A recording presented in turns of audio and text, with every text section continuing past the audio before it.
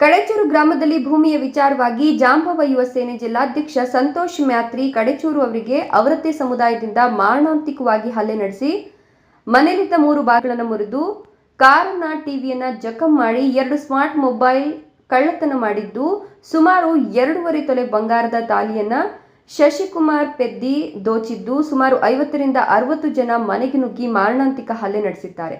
ಇನ್ನು ಅನೇಕರು ಮನೆಯಲ್ಲಿರ್ತಕ್ಕಂಥ ವಸ್ತುಗಳನ್ನು ಜಖಂ ಮಾಡಿದ್ದು, ನಡವನ್ನ ಮುರಿಯುವ ಹಾಗೆ ಅವರ ತಾಯಿಯನ್ನ ಸಹ ಹೊಡೆದಿದ್ದು, ತಂದೆಯನ್ನ ಸಹ ಹೊಡೆದಿದ್ದು, ಅವರ ತಮ್ಮ ಹಾಗೂ ತಮ್ಮನ ಹೆಂಡತಿಯನ್ನ ಸಹ ಹೊಡೆದಿದ್ದು. ಈ ಸಮಯದಲ್ಲಿ ಅವರು ರಾಯಚೂರು ಜಿಲ್ಲೆಯ ಸರ್ಕಾರಿ ಆಸ್ಪತ್ರೆಯಲ್ಲಿ ಚಿಕಿತ್ಸೆ ಪಡೆಯುತ್ತಿದ್ದಾರೆ. ಸದ್ಯಕ್ಕೆ ಈಗ ಐಸಿಯು ವಾರ್ಡ್ನಲ್ಲಿ ಅಡ್ಮಿಟ್ ಆಗಿದ್ದು ಆರೋಗ್ಯವು ಚಿಂತಾಜನಕವಾಗಿದೆ ಅಂತ ವೈದ್ಯರು ಹೇಳಿದ್ದಾರೆ. ಇನ್ನು ಅವರ ಧರ್ಮಪತ್ನಿ ಸಲೋನಿ ಮ್ಯಾತ್ರಿ ಜಾಂಬವ ಯುವ ಸೇನೆಯ ಮಹಿಳಾ ಘಟಕದ ಜಿಲ್ಲಾಧ್ಯಕ್ಷರಾದ ಜಿಲ್ಲಾ ಪೊಲೀಸ್ ವರಿಷ್ಠಾಧಿಕಾರಿಯ ಹತ್ತಿರ ಹಾಗೂ ಸೈದಾಪುರ ಪೊಲೀಸ್ ಸರ್ಕಲ್ ಇನ್ಸ್ಪೆಕ್ಟರ್ ಬಳಿ